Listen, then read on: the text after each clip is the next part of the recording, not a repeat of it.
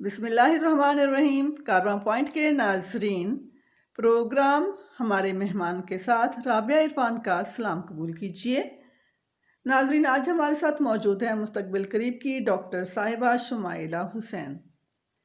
ये assistant professor हैं, अदब से वाबस्ता शायरा अदीबा हैं, सोशल मीडिया एक्टिविस्ट हैं। मुख्तलिफ सोशल मौज़ूआत पर ब्लॉग्स भी लिखती हैं। बोल्ड मौज़ूआत पर बहुत वाज़ेह मौक़िफ़ रखती हैं। एक रीजनल टीवी चैनल में बतौर न्यूज़ एंकर भी काम करती रही हैं। जी, तो शुमाइला कैसी हैं आप? अस्सलाम वालेकुम। ठीक हैं? अच्छा जी, सबसे पहले तो हम आपके निहायत शुक्रगुज़ार हैं कि आपने अपनी ग्रांकदर मसरूफियात से हमारे लिए वक्त निकाला। जी मैडम, हम आपसे आपका तारुफ आप ही की ज़ुबानी सुनना चाहेंगे। राबिया, जैसे कि आप जानती हैं कि मामूली सी एक मैं शायरा हूँ। पंजाबी उर्दू में नज़में कहती हूँ, मुख्तलिफ मौज़ूआत पे ब्लॉग्स लिखती हूँ, अभी आपने तारुफ में बताया भी है। और इसके अलावा अभी मैंने अपने पीएचडी का थीसिस मुकम्मल किया है और आपने अभी एक पेशगोई भी की है कि मुस्तकबिल करीब में मैं डॉक्टर होने वाली हूँ, तो लिटरेचर की डॉक्टर इंशाल्लाह I am going to be very soon. Good, good. अच्छा, लिटरेचर से वाबस्तगी सिर्फ डिग्री के लिए है या वाकई लिटरेचर का शगफ भी रखती हैं? राबिया, ऐसा है कि उर्दू सब्जेक्ट के बारे में हमेशा ये कहा जाता है कि उर्दू की तरफ वो लोग आते हैं जिन्हें कहीं एडमिशन नहीं मिलता। शुक्र सही। है मेरे अपने मामले में ऐसा नहीं है। और हुआ ये कि बचपन से ही वाकई वो, जैसे लोग कहते हैं कि मुझे बचपन से एक्ट्रेस बनने का शौक था, सही। कोई कहते हैं डॉक्टर बनने का शौक था, बिल्कुल इसी तरह से हुआ ये कि मैंने अपने वालिद साहब को, अपने नाना अब्बू को जी जी। लिटरेरी चीज़ें पढ़ते देखा। हमारे घर में ठीक है। पंजाबी की जो दास्तानें हैं वो मेरे नाना अब्बू बड़े शौक से पढ़ा करते थे, तो मेरे वालिद साहब भी इसी तरह से ज़ौक़ रखते थे। तो उनसे मुझे ये ज़ौक़ यूँ कहना चाहिए कि विरसे में मिला। फिर मेरे भाई बड़े, मेरी सिस्टर्स, उनको भी मैं था। तो ये एक ऐसी चीज़ कि जिस पे लोग पसंद नहीं करते नॉर्मली, बिल्कुल। और डाइजेस्ट का जो एक अदब है, डाइजेस्टिव अदब हम कह सकते हैं, पॉपुलर लिटरेचर, इसका बड़ा चलन था हमारे घर में। तो इसलिए मुझे यहाँ से शौक़ हुआ। और फिर जब मैं एफ़ए में आई तो बड़े अच्छे असातिज़ा मिले, मिस शाइस्ता गुड। जमाल जैसी बड़ी माशाल्लाह। गिराकदर एक शख्सियत, उनसे मेरा वास्ता पड़ा। और फिर उन्होंने मेरा ज़ौक़ जो है वो ना सिर्फ ये कि निखारा, उन्होंने मुझे बहुत ज़्यादा अदब की तरफ मुझे वो लेके आई। उन्होंने मुख्तलिफ बुक्स जो हैं वो पढ़ने की तरफ लगाया, बुक्स ख़रीदने का शगफ़ उन्होंने मुझे जो है वो मेरे अंदर पैदा किया।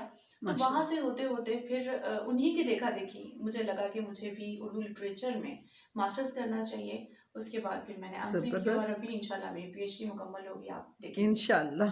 अच्छा मैडम शुमाइला, आप पर इल्ज़ाम है कि आप ज़रूरत से ज़्यादा बोल्ड मौज़ूआत पर लिखती हैं। आप इस बारे में क्या कहती हैं? राबिया, ऐसा है, वाक़ई ऐसा है। बिल्कुल राबिया, ऐसा ही है जैसा लोग कहते हैं या आप समझती हैं कि मैं बोल्ड मौज़ूआत पर लिखती हूँ। मसला ये है कि जो बोल्ड मौज़ूआत है हम किन्हें कहते हैं? ये वो मौज़ूआत हैं जिन पर नॉर्मली हम बात करना पसंद ही नहीं करते। मैं हूँ, मेरे जैसे और मेरे साथ के, मेरे कबीले के लोग हैं जिन्हें हम लिबरल्स और मुख्तलिफ किस्म के नाम देकर उन्हें बदनाम भी करते हैं और उनकी बातों पे हालांकि यकीन भी कर रहे होते हैं। ऐसा ही बिल्कुल। है, जब मैं ऐसे ब्लॉग लिखती हूँ, मैंने आज तक जिस मौजू पर भी लिखा, कभी ऐसा नहीं हुआ कि किसी ने उसके खिलाफ अगर कहा, उस पे मुझे गालियाँ भी पड़ती हैं, मेरे साथ वालों को भी पड़ती जी, हैं। बिल्कुल ऐसे हम ही। वो गालियाँ सुनते हैं, पढ़ते हैं, लेकिन हमें खुशी इस बात की होती है कि बहरहाल लोग उस मौजू पर सोचने के काबिल तो हुए। बिल्कुल किसी ऐसे तरह ही है। लोगों ने उसे सोचा, उसे समझा, और सही। उन मौज़ूआत को अगर वो सोचने की तरफ चले जाएँगे तो फिर उन मसाइल के हल की तरफ भी कभी ना कभी ज़रूर जाएँगे। बिल्कुल ऐसा ही है। तो मेरी नज़में भी इसी तरह से हैं। मुझे कहा सही। जाता है कि आप बड़ी अजीब मौज़ूआत पर लिखती हैं। ये तो नज़्म नहीं है, कोई कह देता है कि इतनी तल्ख़ कैसे हो सकती है? तो सही। अगर तो हकीकत शुगर कोटेड है, तो जी। फिर आप मेरे जैसे लोगों को बताएँ कि हम चीज़ों को शुगर कोट करके ही पेश करते हैं। लेकिन जब हक़ाइक़ शुगर कोटेड नहीं हो सकते, हम अदब के ज़रिए सिर्फ़ इतना कर सकते हैं कि उनको इस तरीके से पेश कर दें कि लोग एटलीस्ट उन्हें पढ़ें, उन्हें समझें और उनके बारे में समझ के फिर उनके मुताबिक उन मसाइल को हल करने की तरफ आए, जैसा पहले मैं कह चुकी हूँ। बिल्कुल। तो ये इल्ज़ाम बिल्कुल ठीक है कि मैं बहुत बोल्ड लिखती हूँ, बहुत बोल्ड मौज़ूआत पर लिखती हूँ।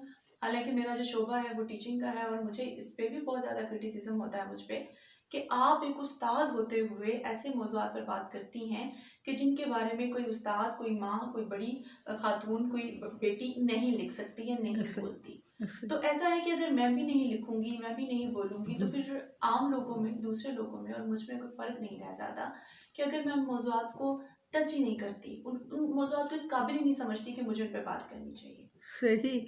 अच्छा शुमाइला, मैंने सुना है कि जो लोग ऐसे मौज़ूआत पर लिखते हैं, उन्हें गैर ममालिक से फंडिंग होती है।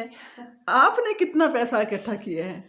राबिया, गैर ममालिक से, गैर मुल्कों से फंडिंग होनी होती तो आपने मेरा घर देख ही लिया। मेरे घर जी। में फर्नीचर भी पूरा नहीं है, और ये कि मैं किसी किराए के घर पे ना बैठी होती, और ये भी कि मेरे घर के बाहर कम से कम जो गाड़ी खड़ी होती वो पजेरो V8 तो होती।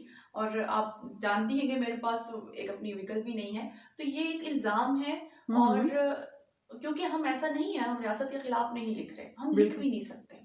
हमें अपने मुल्क से मोहब्बत है, हमें अपने लोगों से बिल्कुल। मोहब्बत है, हमें अपने मज़हब से, अपने अपने इक़दार से हम अम, बड़े, हमें जुड़त है एक हमारी। बिल्कुल ऐसे मैंने देखा है आपको, बड़े करीब से देखा है। ऑफ़ आप कोर्स आपसे ऐसी तो ही दोस्ती हैं, है मेरी और आप आप मुझे ऐसी ही समझती हैं। हैं। तो ऐसा नहीं हो सकता कि हम अपने मुल्क के खिलाफ, अपने मज़हब के खिलाफ या हम अपने लोगों के खिलाफ लिखते हैं। ऐसे हम ही। बेसिकली उन मजमूई रवैयों पर लिख रहे हैं जो वाक़ई ही एक ज़ी शऊर और एक अक्ल के वाले इंसान के लिए उस पे सोचना ज़रूरी है। इस पे ऐसे फंडिंग होती तो और बहुत से लोग मेरी तरह बहुत ज़्यादा अमीर-कबीर होते, और वो सरकारी जॉब से ये जो महीने का उन्हें थोड़ा बहुत जो एक लमसम मिल जाता है, ये बहरहाल ना कर रहे हुँ, हैं। हुँ, सही। अच्छा, आपकी नज़्म आपकी शख्सियत का आईना है? हाँ, रबिया, आप कह सकती हैं, मेरी नज़्म मेरी शख्सियत का आईना है। मेरे तल्ख़ तजुर्बात हैं, हुँ, मुशाहिदात हुँ। हैं, और मैंने हमेशा बड़ी कोशिश की। अब एक और एक मज़ाहिया बात हुँ, शायद आपको हुँ। लगे कि मैंने हमेशा बड़ी कोशिश की कि मैं रोमांटिक मौज़ूआत पर लिखूँ। अच्छा। और जैसे कि उस वक़्त, आज से कोई 5-10 साल पीछे, मेरी उम्र की लड़कियाँ जो उस वक़्त लिख रही थीं, रोमांटिक मौज़ूआत हों, तितलियों की बातें हों, खुशबुओं की बातें हों। लेकिन बचपन में भी मेरे साथ ऐसा हुआ कि जब कभी मैंने कोई कहानी लिखना चाही, हालाँकि बच्ची थी, हुँ, हुँ। तो उस वक़्त तो आप एक एक यूटोपिया क्रिएट कर लेते हैं अपने आस-पास, जी, कहानियाँ जी। पढ़-पढ़ के, कार्टून्स देख-देख के। तो मैं ऐसा नहीं कर सकी। तब भी मेरी कहानियों का एंड बहुत तकलीफ़देह होता था, और वो शायद सच होता है। सच होता था, आज हुँ, भी है, हुँ। कि अगर कोई जादूगरनी है, उसके पास एक कढ़ाई है और उसमें वो खौलता हुआ तेल है, तो वहाँ जो बच्चे हैं वो उसकी जादूगरनी के घर चले जाते थे, मेरे अपने हुँ, ख़्यालों में। हुँ। तो वो जो बच्चे हैं वो वहाँ से सही सलामत वापस नहीं आ सकते थे, क्योंकि वो मेरी हुँ, कहानी थी और मैं उसमें इतना ही सच समझती थी लिखना चाहिए। मैं उन बच्चों को उस कढ़ाई में जल के मरता हुआ देखती थी। हुँ। तो इस वजह से मैंने बचपन में कभी कोई कहानी कहीं भेजी नहीं छपने के लिए, कि मुझे, जब मैं लिख लेती थी, फिर जब मैं पढ़ती थी या अपनी बहनों को कभी दिखाती थी, तो वो मुझे कहती थी, ये कैसी बात है? ऐसा हुँ, कैसे हुँ। हो सकता है? कहानियों में तो ऐसा नहीं होता, हकीकत में भी ऐसा नहीं होता। तो लेकिन अब ऐसा है कि अब वो जो ऐसा है। बचपन में मैं चीज़ें सोचती थी, वाक़ई ही जब कोई किसी का बुरा करने पे आता है, आपको पता है पीएस का सान्या हुआ, तो जी। मेरे लिए वो बिल्कुल वैसा ही था कि बच्चों के साथ वही हुआ जो कभी मैं बचपन में सोचती थी, कि अगर ऐस कोई ज़ालिम होगा तो वो मुकम्मल तौर पर ज़ालिम होगा, वो किसी को बख्शेगा नहीं। जब किसी की तलवार चलेगी तो वो ये नहीं देखती कि आगे सज्जन खड़ा हुआ है, दुश्मन खड़ा हुआ है, वो बिल्कुल, सब पे बराबर चलती है। ऐसा ही। तो ऐसा है कि मेरी जो नज़्में हैं, मेरा इल्म अफ़साना भी मैंने इक्का-दुक्का लिखे, लेकिन वो भी ऐसे ही हैं, इतने ही तकलीफ़देह और तल्ख़ हैं। सही। वाक़ई मैं समझती हूँ कि आपने बहुत हद तक बहुत आपने हकीकत के करीब लिखा है। लेकिन हकीकत ये है कि हम लोग इसको मानने के लिए तैयार नहीं हैं। हम लोग समझते हैं कि बस हमें सब कुछ अच्छा-अच्छा दिखाया जाए। ऐसा ही है। बिल्कुल ऐसा है। अच्छा शमाला, आपकी 2 कुतुब शाये हुई हैं। जी। बहुत संजीदा मौज़ूआत पर तहकीकी काम करना कैसा लगा? राबिया, मुझे कभी उम्मीद नहीं थी अपने आप से, क्योंकि बज़ाहिर, और जो आप भी जानती हैं और मेरे बाकी करीबी दोस्तों को भी पता है, इवन सोशल मीडिया पर भी आप मेरी पोस्ट कभी देखें, बहुत कम कुछ संजीदा मौज़ू पे मैं हुँ, हुँ। किसी संजीदा हवाले से कोई जली-कटी जो हुँ। पोस्ट लगाऊँ। नॉर्मली हँसमुख सी खातून हूँ, हँसती-खेलती रहती हूँ। लेकिन जब मैं काम करने गई तो एमफ़िल में मेरी बड़ी ख़्वाहिश थी। एमए में मेरा जो थीसिस था, मैं थोड़ा-सा मज़ीद बताती जाऊँ, जो मैंने रिसर्च वर्क किया था, उस वक़्त भी बड़े शौक से मैंने हाइको की, मुल्तान में हाइको की रिवायत पे हुँ, मैंने वो काम किया। क्योंकि उस माशाअल्लाह। वक़्त मुझे ये लगता था कि इस मौज़ू पर काम नहीं हुआ उस तरह जिस तरह होना चाहिए। हाँ, वो एक एमए लेवल का हुँ, थीसिस हुँ। बचपना मैं एमए के दौर को कहा करती हूँ, लेकिन मैंने बड़ी कोशिश की कि उसे भी एक अच्छी तरह से मैं निभा जाऊँ। फिर जब एमफिल की बात आई तो डॉक्टर अनवार अहमद हमारे उस्ताद हैं, बीजेटीयू शोबा उर्दू से मैंने एमफिल किया। तो उनसे जब मेरी बात हुई तो उन्होंने मुझे कहा कि आप मैं ड्रामे के मौज़ू पे काम करना चाह रही थी, लेकिन साथ उसके मैं फेमिनिज़्म को भी कवर करना हम्म। चाहती थी क्योंकि मेरा फ़ेवरेट मौज़ू है। तो जब मैंने ये काम करना चाहा तो डॉक्टर अनवार साहब के मशवरे से मैंने ये मौज़ू जो है वो उसे इख्तियार किया और फिर उसमें मैंने काम किया। उर्दू ड्रामे के नुमाइंदा निसाई किरदार उसका उन्वान था और उसमें मैंने मिर्ज़ा अदीब, मंटो, अशफाक अहमद 3 अदीबों के ड्रामों को लिया। उनमें से एक जो अदीब हैं वो डॉक्टर जो मिर्ज़ा अदीब हैं, उनका जो काम था वो चूँकि उनका ड्रामा स्टेज ड्रामा है, हम्म। उसके बाद स्टेप बाय स्टेप अगला जो मंटो के ड्रामे पे बात की तो वो रेडियाई ड्रामा था। फिर जो मैंने अशफाक अहमद साहब के ड्रामे पे लिखा तो वो उनका ड्रामा जो है वो चूँकि टीवी ड्रामा है, टेलीविज़न का ड्रामा था, तो इस तरह तीनों असनाफ ड्रामे की हमने कवर की और उस पे फिर मैंने मज़ीद उसके पहलू ड्रामा क्या होता है, कैसे होता है, स्टेज ड्रामा के जो अनासिर क्या हैं, रेडियाई सही। ड्रामे के क्या हैं, पीटीवी के ड्रामे के क्या हैं, यानी टेलीविज़न के ड्रामे के। तो इस तरह करके मैंने तीनों को अहाता किया ताकि जो मेरे बाद के लोग हैं, जो उर्दू पे कम काम हुआ है, एटलीस्ट उनके लिए एक रेफ़रेंस बुक, एक अच्छी किताब बिल्कुल सामने ऐसा आए। ही। उसके बाद फिर दूसरी जो किताब सराइकी दानिश के साथ मुकालमा, वो भी इतनी सीरियस मौज़ू हो गया और ये बाय चांस ऐसा हुआ कि मैंने जो है वो सराइकी जो दानिश्वर हैं, उनके मज़ामीन जो उनके सॉरी इंटरव्यूज़ जो थे, वो कर रखे थे मुख्तलिफ़ शख्सियात ने, साबिर चिश्ती साहब ने, आमिर हम्म। हुसैनी ने। मतलब ये वो लोग थे जिन्होंने इनके मौज़ूआत इनके इंटरव्यू कर रखे थे कुछ मौज़ूआत पर। तो मैंने उन इंटरव्यूज़ को पढ़ा, तो मुझे यूँ लगा कि मेरे जैसे और लोग भी तो होंगे जो सराइकी मूवमेंट को समझना चाहते हैं। बिल्कुल। तो इसलिए मैंने उन सराइकी मूवमेंट को समझने के लिए उस सारे जो वो जो इंटरव्यूज़ थे, उनको मैंने फिर कंपाइल कर दिया। सही। उसमें हफ़ीज़ खान साहब का जो इंटरव्यू है वो मैंने खुद से किया क्योंकि कुछ सवालात थे जो कि मुझे लगता था कि उनसे बेहतर कोई नहीं दे सकता, जो उनके जवाबात कोई नहीं दे सकता। तो इसलिए मैंने उसमें 1-2 लोगों के इंटरव्यूज़ खुद किए, बाकी और लोगों के इंटरव्यूज़ थे, उन्हें मैंने ज़मानी तरतीब से तरतीब दे के वो किताब एटलीस्ट एक मंज़र आम पर मैं ले आई कि मेरे जैसे और तालिब इल्म जो हैं वो सराइकी मूवमेंट को समझने में उनके लिए आसानी हो। तो गुड। इसलिए मुझे मज़ा आया दोनों काम करके, दोनों संजीदा काम हैं और इन दोनों के काम करने से मुझे यूँ लगा कि हाँ, मैं कुछ बड़ा काम भी कर सकती हूँ, मेरा कॉन्फिडेंस बूस्ट आप अप तो हुआ। माशाल्लाह बहुत बड़ा काम कर सकती हैं, जो आपकी थैंक यू। उठान है बहुत ज़बरदस्त है। शुक्रिया। अच्छा, हमारे नाज़रीन आपकी कुतुब भी देखना चाहेंगे। बिल्कुल, क्यों नहीं, मैंने अपने पास ही रखी हुई हैं। ये मेरा उर्दू ड्रामे के नुमाइंदा निसाई किरदार पहली किताब है हम्म। और ये 2014 में छपी थी, इसमें शाया हुई थी और जिस इदारे से ये शाया हुई वो है Multan institute of policy and research. और सही। जो दूसरी किताब है जिसका अभी मैंने ज़िक्र किया, वो है सराइकी दानिश के साथ मुकालमा हम्म। और ये भी Multan institute of research and policy से ही इस किताब को भी उन्होंने छापा और आप देख सकते हैं दोनों के टाइटल। हाँ, इसके बाद अभी तक मेरी कोई किताब नहीं आई, मेरा इरादा है कि अपनी नज़मों की किताब अब की बार मैं शाया कर दूँ। सही। माशाल्लाह।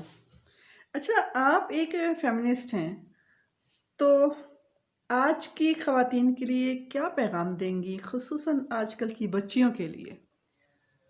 राबिया, एक तो फेमिनिस्ट होना बेसिकली फेमिनिज्म के साथ भी बहुत कुछ गलत जोड़ दिया गया और हम्म। कुछ इस पे अमल करने वालों ने भी इसे बदनाम किया कि लोगों को लगता है कि फेमिनिज्म शायद मर्दों से नफरत का नाम है हम्म। या ये कि अगर आप अपने जो जिनसी बिहेवियर्स हैं उनमें अगर आप अजीब हैं, आप कुछ ऑकवर्ड हैं, आप अपने माशरे में सेट नहीं हैं तो वो शायद फेमिनिस्ट होते हैं। ये जो बदतमीज़ी करने का नाम, लोगों के हम्म। साथ बदतमीज़ी करने का नाम शायद फेमिनिस्ट है। लेकिन आप अच्छी तरह से जानती हैं कि मेरा हमेशा से एक मौक़िफ़ रहा कि फ़ेमिनिज़्म बेसिकली औरतों को एम्पावर करने का नाम है। हम्म। मर्दों से नफ़रत फ़ेमिनिज़्म बिल्कुल नहीं है। ये मेरा एक बड़ा वाज़ेह सा मौक़िफ़ है। यही बात मैं अपनी आज की ख़वातीन को, बच्चियों को भी कहूँगी कि अपने आप को माशी तौर पर एम्पावर करें।